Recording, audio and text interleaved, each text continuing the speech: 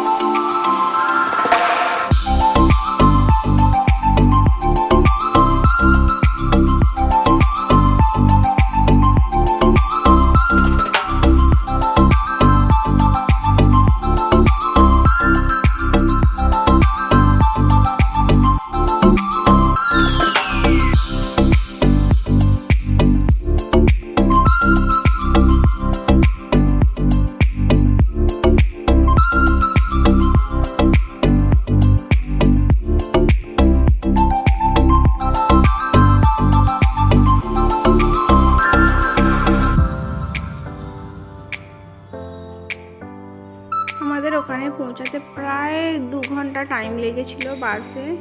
তো তারপর দেখো আমরা এখানে চলে এসেছি। এসে চারিপাশটার জায়গাটা তোমাদের একটু দেখিয়ে দিলাম। দেখো এই ছিল সেই জায়গা, আর এই ছিল আমাদের বাস যাতে করে আমরা গিয়েছিলাম। তো তারপর এখানে আমরা টিফিনে ছিল আমাদের আলুর দম আর মুড়ি।